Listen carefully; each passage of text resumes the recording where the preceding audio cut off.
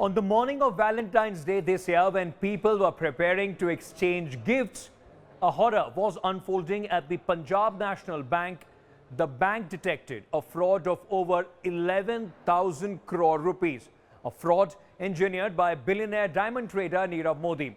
Over 4 months on, Nirav Modi has been globetrotting despite the Indian agencies having revoked his passport. The Indian authorities are still grappling to find where exactly is Mr. Modi. Here is the story of the Runaway Con billionaire Nirav Modi.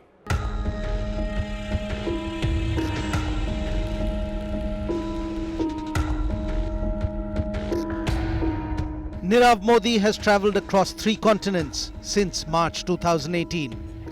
That is, since the time he fled India. And yet, Nirav Modi continues to travel on an Indian passport. Passport number Z1781888. A passport that has been revoked, meaning cancelled, at least 3 months ago. A 5th June Interpol report points to the fact that Nirav Modi is actually still travelling on his Indian passport. On 15th of February this year, the CBI had sent a diffusion notice to the Interpol. A day later, on 16th of February, according to the Ministry of External Affairs, the passport of the prime accused in the country's biggest bank fraud was suspended. Nirav Modi's passport was officially revoked a week later. But 5 days before the CBI sent the diffusion notice to the Interpol, Nirav Modi took a flight from Hong Kong to Heathrow Airport, London. And a month later, on 15th of March, he returned. The passport that Nirav Modi used for his to and fro travel had by then been revoked by the Indian government. Not just that, within 2 weeks of his return to Hong Kong, he travelled to JFK Airport, New York in the US and then on to London's Heathrow. From there, he travelled to Paris on 31st of March. All of these once again on his cancelled Indian passport. According to sources, Nirav Modi has travelled to 7 countries, including UK, Hong Kong, France, Singapore, UAE and Germany, on a passport that stands cancelled by the government of India. In May, the CBI had moved Interpol for a red corner notice after it filed a charge sheet against Nirav Modi in the PNB scam case. Sources in MEA claim that the ministry had informed MHA that Nirav Modi's passport has been revoked. The duty to inform all the immigration and airport authorities in India and across the world lies with MHA. According to rules, if a person's passport has been revoked, information is passed on to the immigration authorities all over the world through Indian embassies, Indian missions and Indian liaison officers in the countries concerned. The Ministry of Home Affairs, in effect, is responsible to carry this out. Till now, the information about Nirav Modi has been passed on by the Interpol on the basis of diffusion notice only issued by the CBI. And as per a diffusion notice, a country's agency can pass on information about Nirav Modi's movement, but they have no right to arrest, question or detain him. It is only when a red corner notice is in place, which is likely to happen this week, that Interpol will then ask all member countries to locate Nirav Modi. Once he is located, he will be taken into safe custody or detained or even arrested by the agency of that country, and through Interpol, the information will be passed on to India. India will then have a month's time for extradition. That is, if a treaty exists with the country where Nirav Modi is eventually nabbed. The social media is flooded with various information about Nirav Modi. Some real, some surreal. To understand the con and the conning system, it is important to know the con man himself. So here are details of who this Nirav Modi is.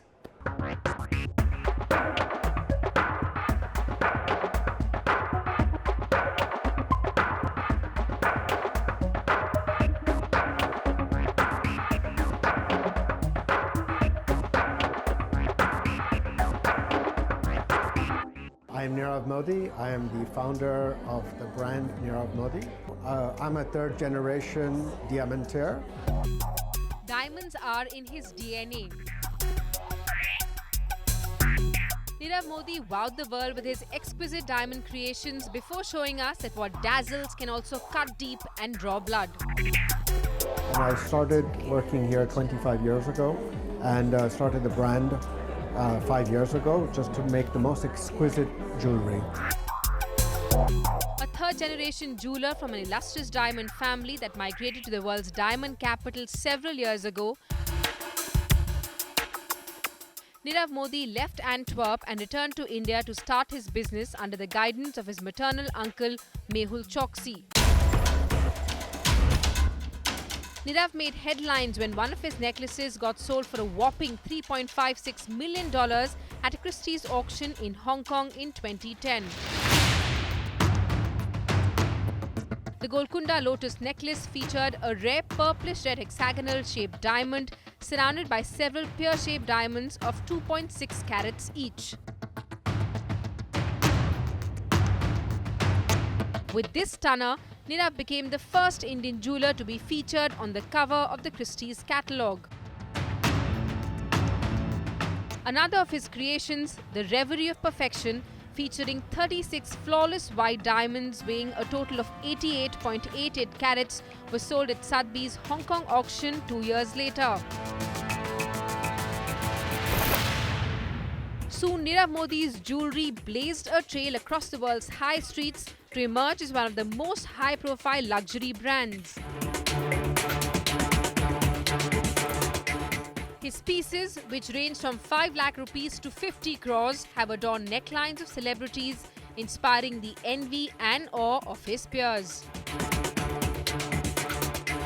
Soon, the Wharton School dropout turned diamond jeweler was seen wining and dining with the who's who from Hollywood and Bollywood.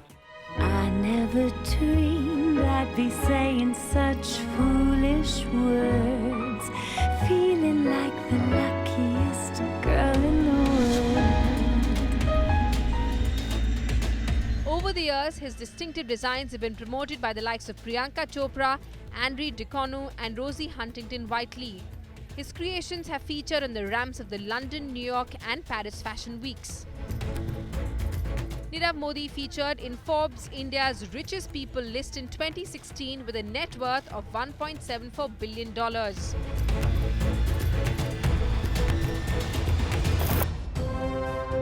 What's surprising is that after fleeing the country in the first week of January this year, he was seen with the Indian business delegation at the World Economic Forum in Davos in the last week of January. This photograph, where he's seen with the country's biggest business tycoons and Prime Minister Modi, was taken on the 23rd of January, almost 3 weeks after he had fled.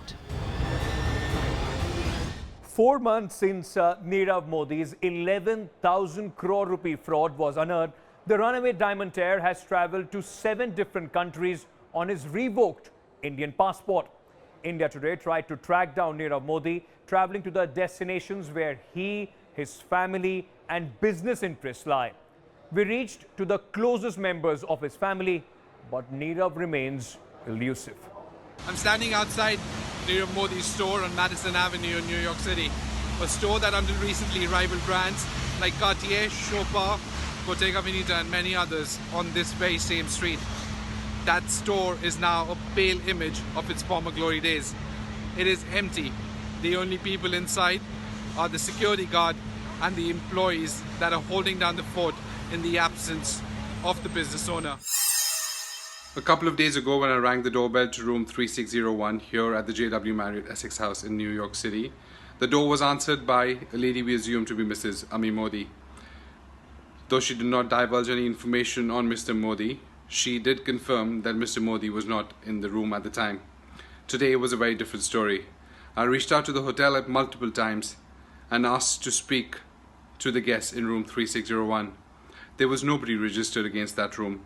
There is nobody under the name Modi, Mehul Choksi, Ami or Nirav. It can be safely concluded that they knew people were onto them, and they have since checked out of the hotel. Is that Mr. Deepak Modi? Speaking.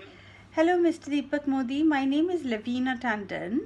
Yes. And I have come from London. Yes. And I work for India Today, sir. Yes. I've come to cover the story of your son, Yes. Nirav. And I was wondering if we could speak to you, please. I'm sorry. I'm really sorry. I won't be able to help you in this. I think so much is being said. I think you should put your point through. No, I have nothing to say. I'm really sorry. Thank you. This is Wilrik, just about 6 to 10 kilometers from the center of Antwerp, the poshest area of Antwerp city as we speak. And right here on my left is the house of Mr. Modi's father, Deepak Modi. We're going to try again and see if his son is still here. So let me try.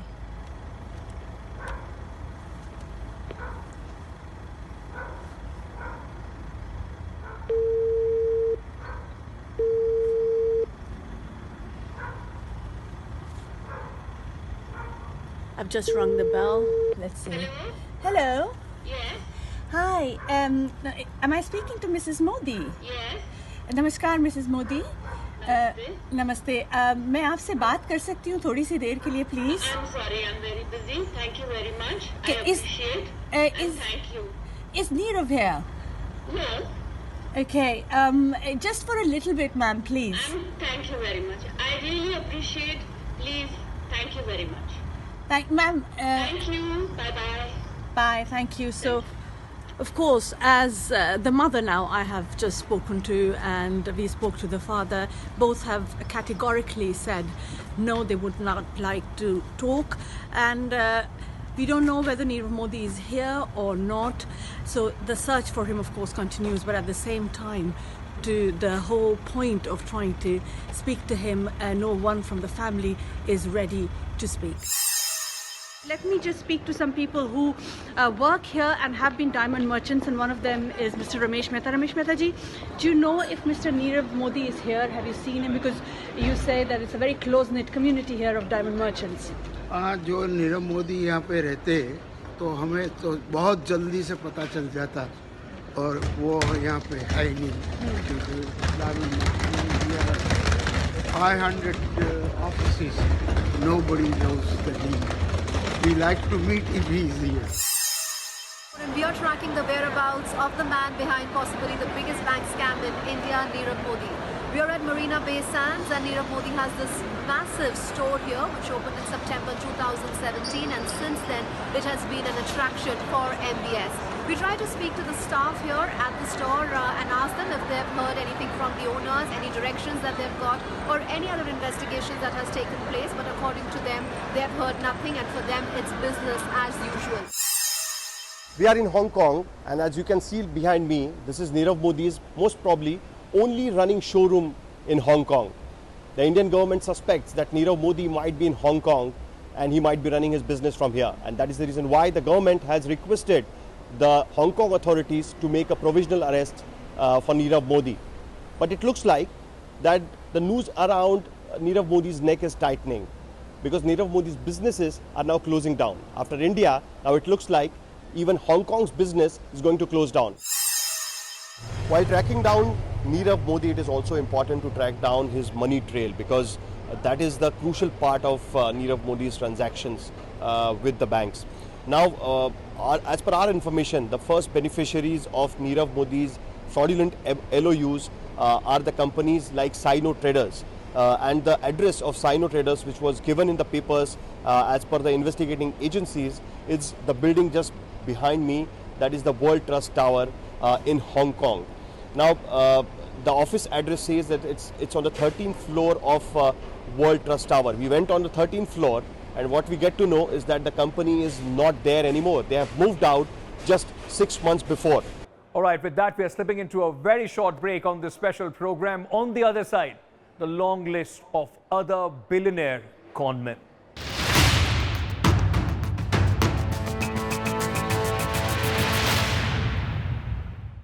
A special court on Tuesday ordered liquor baron Vijay Mallya's arrest for his alleged involvement in a case of money laundering. The court also issued summons to his companies, Kingfisher Airlines and United Breweries. From what it seems, bad times are coming for the king of good times. What remains to be seen is till when will the liquor baron be able to sit comfortably off shores in London, away from the clutches of Indian judiciary.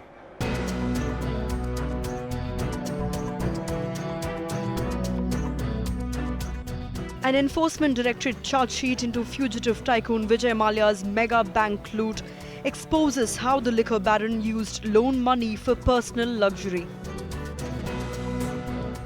The charge sheet shows that Mallya used bank loans worth several thousand crores to fund his super luxurious life in India and abroad. Mallya and his firms were charged with fraudulently diverting loans worth 225 crore rupees to a UK-based Formula One motorsport firm. The charge sheet also alleges that in 2008, Mallya siphoned off 15.9 crore rupees of the loan money and sent it to the account of his IPL team, Royal Challengers Bangalore. Mallya also procured overseas properties using the loan amount. Vijay Mallya, UB Holdings and Kingfisher Airlines have been charged under PMLA for laundering over 9,900 crore rupees. From Formula One to cricket to horse racing to having a private jet at his disposal, the liquor baron has been living the ultimate dream. The high-flying businessman took flying seriously when he launched his own airline in 2005. With state-of-the-art facilities and carefully selected air hostesses, Kingfisher Airlines had a super takeoff. But it was grounded in 2012.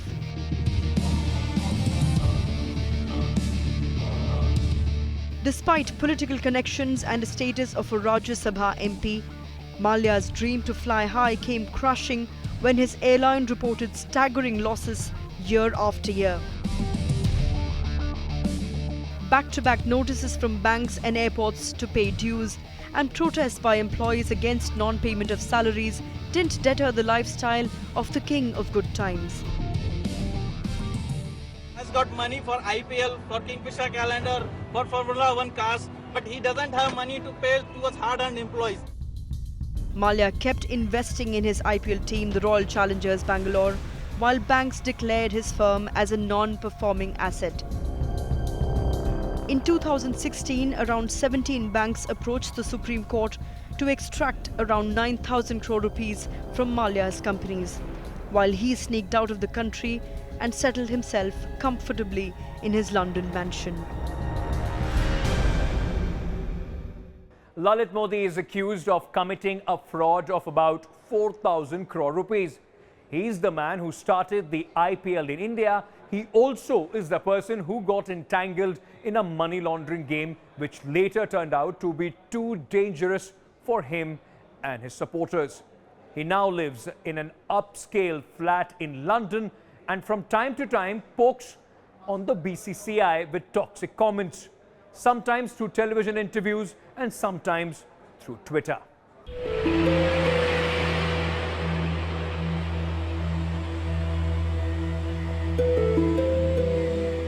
In a quiet corner of London, nestled between Hyde Park to the north and Cadogan Palace Gardens to the east, a 7,000 square foot red brick mansion is the home and hearth of Lalit Kumar Modi.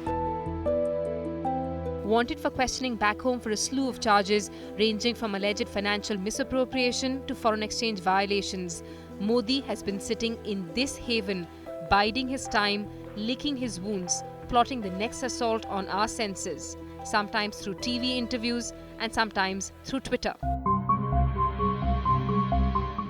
In strict legalese, as both he and his lawyer Mehbood Abidi have pointed out, Lalit Modi is neither an absconder nor a fugitive. A fugitive or an offender has to be declared by a court of law under the procedure and the process as set out in the CRPC.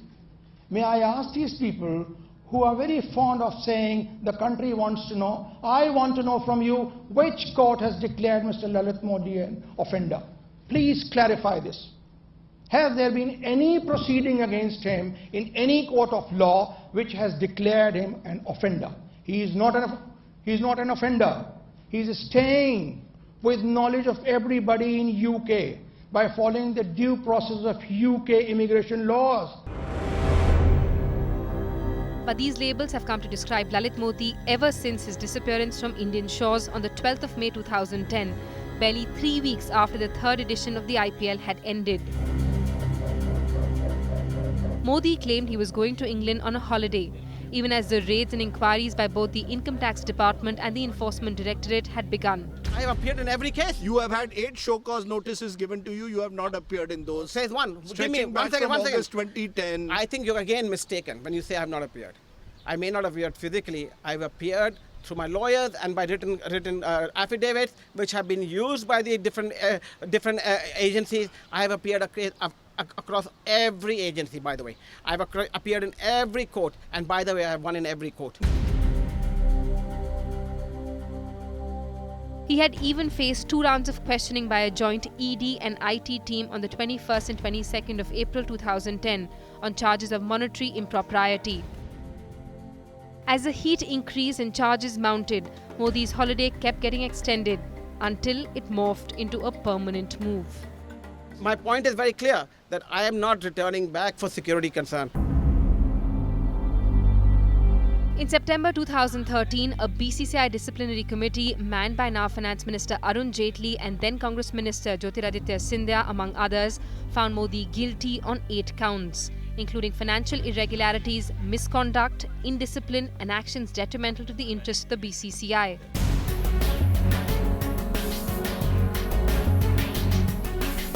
The business of cricket happened to Lalit Modi when in 1994 a Modi company became the Indian distributor of ESPN for a 5-year contract.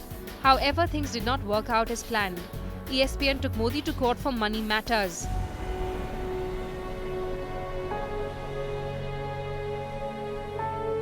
Eventually, the family sold off the joint venture. But by then, Lalit had gotten a taste of the cash-rich, glamour-studded world of cricket.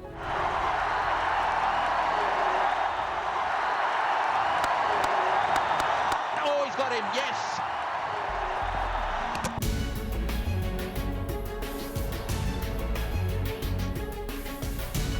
It was then that Lalit Modi is said to have come up with a nascent idea that would one day become the IPL. He gave a proposal to the BCCI, then controlled by Jagmohan Dalmia, to start a year-round limited-over cricket league. Dalmia refused.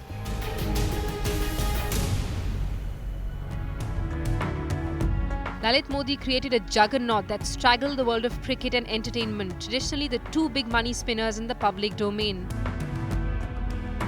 Contracts were given, auctions held, advertising sold, huge amounts of money began exchanging hands, and it was all controlled by Lalit Modi. A tussle for control of the IPL began with N. Srinivasan, who was then secretary of the board and significantly clipped Modi's wings by not letting him take calls on some of the IPL's commercial deals.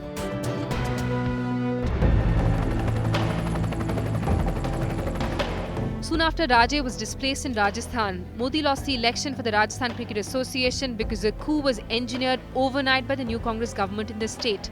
Suddenly, he was no longer a vote-bearing member with access to the BCCI's inner sanctum.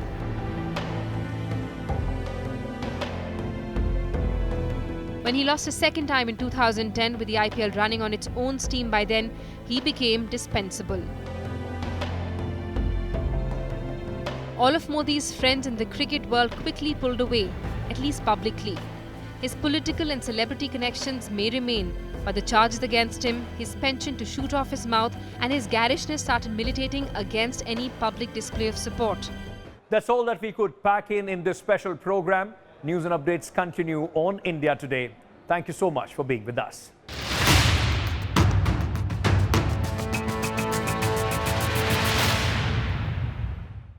Thanks for watching the video.